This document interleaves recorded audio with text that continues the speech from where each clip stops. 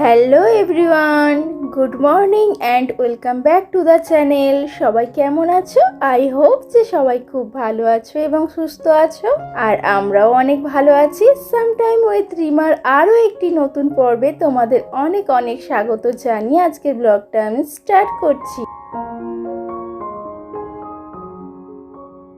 বন্ধুরা, আজকে হলো মঙ্গলবার আর এখন বাজে সকাল 7টা। আর এখন থেকে তোমাদেরকে সঙ্গে নিয়ে আজকের ভিডিওটা আমি স্টার্ট করছি। আর সকাল সকাল ঘুম থেকে উঠে দেখো ঋষভ বসে পড়েছে এই কিউব খেলনাগুলো নিয়ে। তো এগুলো দিয়ে বিল্ডিং, গাড়ি, এই সমস্ত জিনিস বানানো যায়। তো ও দেখে দেখে মোটামুটি রপ্ত করে ফেলেছে, দেখো নিজেই বানানোর চেষ্টা করছে।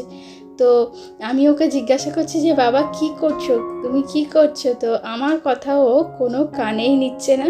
তো ও নিজের মতো করে দেখো বানানোর চেষ্টা করছে। তো এটা দেখে আমার ভীষণ ভালো লাগলো যে যাই হোক ছেলে একটা কিছু তো শিখে ফেলেছে। তো এইভাবেই ও বড় হতে থাক। আর ভীষণ ভালো লাগে জানো তো, বয়সের সাথে সাথে সমস্ত জিনিসটা রপ্ত করে ফেলাটা।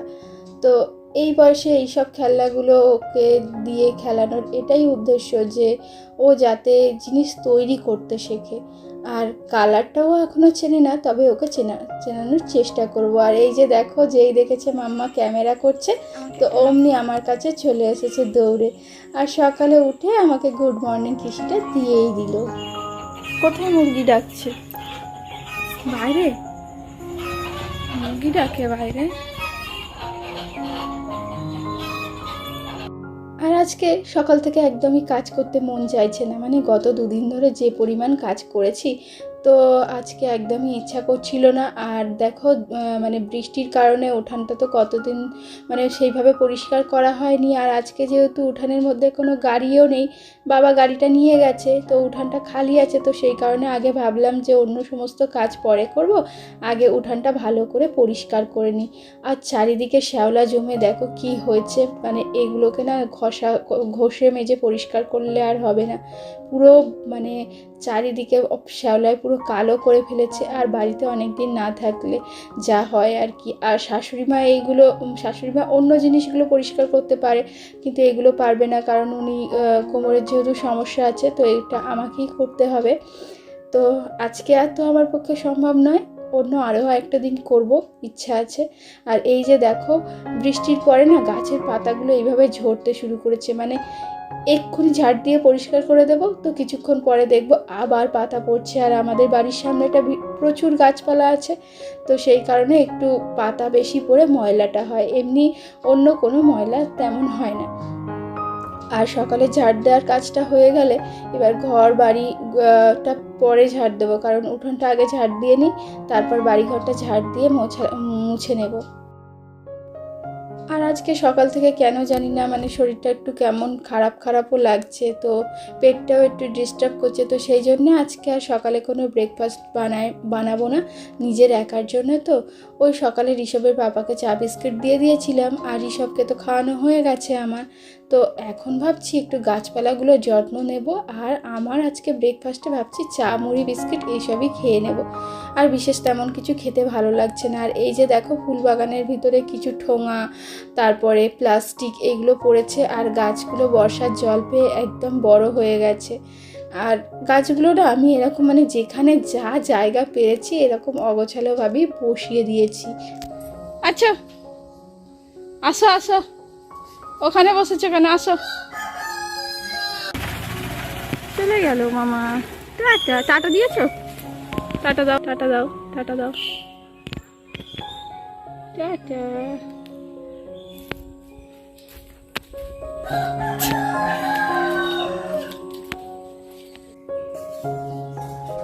বুম বুম বুম ছড়বে বুম।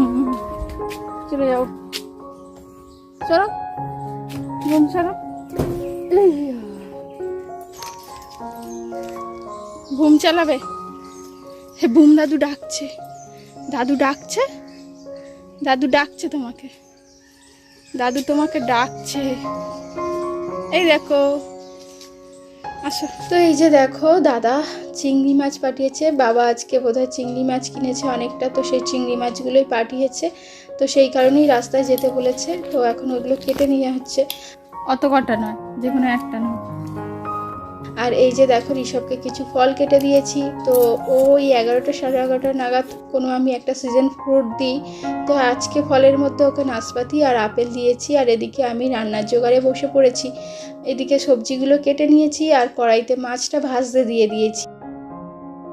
তো একদম ঋষভের পাপা সবজি বাজার করে দিয়ে গেছে। তো পটল দিয়ে আর এই যে রুই মাছগুলো দিয়ে ঝোল করব, একদম পাতলা ঝোল।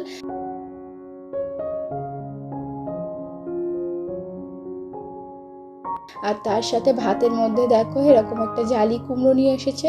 তো ওই কুমড়োটাকেও সিদ্ধ করতে দিয়ে দিয়েছি। আর পটল আলু এইভাবে কেটে নিয়েছি। তো পটলটাকে তার আগে কি করব, মাছটা ভাজা হয়ে গেলে পটলটাকে ভেজে নেবো। আর তার মধ্যে এই যে দেখো মা ভিজিয়ে রেখেছে, মানে ফ্রিজে ছিল যেহেতু, তো মাছের ডিম আছে। তো ডিমটা চচ্চড়ি খেতে আমার ভালো লাগে ডিম দিয়ে, কিন্তু ঋষভের পাপা আবার ওই ডিম ভাজা খেতে বেশি পছন্দ করে।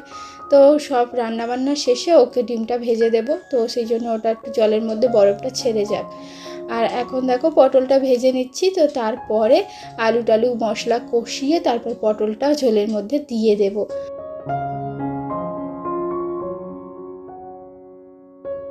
আর বন্ধুরা, ভিডিওটা যদি ভালো লেগে থাকে একটা লাইক এবং কমেন্ট করো। আর যদি খুব বেশি ভালো লেগে যায় তো অবশ্যই চ্যানেলটিকে সাবস্ক্রাইব করে নিয়ে আমাকে সাপোর্ট করো বন্ধুরা। আর দুপুরবেলা সমস্ত কাজকর্ম সেরে যখন একটু রেস্ট নেব বলে গিয়েছি, মানে ঘরে ঢুকেছি, দেখছি যে ঋষভ জেগে গেছে। তো ওকে নিয়ে আবার এই বাইরে একটু বের হলাম আর একটু রিলস টিলস বানিয়ে নিলাম। আর সন্ধ্যাবেলা এই যে দেখো, এটা বোধহয় ম্যাঙ্গো ফ্লেভারের কোনো একটা কেক হবে। আর রেড ভেলভেট নিয়ে এসেছিলো, তো সেটা খেয়ে নিয়েছে বৌদি, মানে রাজন্যাকে খাইয়ে দিয়েছে। আর এই কেকটা ঋষভের জন্য রেখে দিয়েছে। তো ঋষভ দেখে ভীষণ খুশি হয়ে গেছে। আর আজকে সন্ধ্যেবেলা এসেছি ঋষভের মামার বাড়ি। আর তোমাদেরকে যে জানিয়ে আসবো, তোমাদের সাথে একটু ক্যামেরা অন করে কথা বলবো, সেই সময়টা পর্যন্ত পাইনি। ছেলে দুপুর দুপুর জেগে গেছে আর ভীষণ ডিস্টার্ব করছিল। আর কেকটা দেখে পাগল প্রায় ছেলে আমার। তারপরে ওকে বৌদি একটু খাইয়ে দিল। আর এই যে দেখো একটা কাঁকড়া দেখতে পেয়েছে, তো এটা নিয়েই এখন ব্যস্ত। আর এটা দেখে আমি ভীষণ অবাক হয়ে যাই যে এইটুকু একটা ছেলে, তো সে আবার এরকম কাঁকড়া ধরতে পারে, যে আমরা কাঁকড়া ধরতে ভীষণ ভয় পাই। আজকে সকালেও ওই বাড়িতে একটা বড় কাঁকড়া এরকম মানে নিয়ে খেলা করছিল। আর এখানে এসে দেখছি এই কাঁকড়াটা একটু ছোট সাইজ, কিন্তু এটাকে ও একাই ধরছে, একাই তুলছে। এটা নিয়েই সারাক্ষণ, মোটামুটি মামার বাড়ি যতক্ষণ ছিলাম এটা নিয়ে ও ভীষণ ব্যস্ত ছিল। এই তো কদিন আগে এই বাড়ি থেকে গিয়েছি, তো আবার কেন এখানে এসেছি, তার একটাই কারণ হচ্ছে ঋষভের জন্মদিন প্রায় এসেই গেল। তো সেই কারণে এই বাড়িতে সবাইকে নিমন্ত্রণটা সেরে যাই। তো সেই কারণেই সন্ধ্যাবেলা এসেছি নিমন্ত্রণ করতে। আর এই যে দেখো মা পিঠে বানিয়েছিল, তো পিঠেগুলো এখন ঝটপট করে খেয়ে নিই। তো তারপরে আবার বাড়ি চলে যাব আমরা। দেখা হবে আগামী আরও একটি নতুন পর্বে। আজকের মতো টাটা।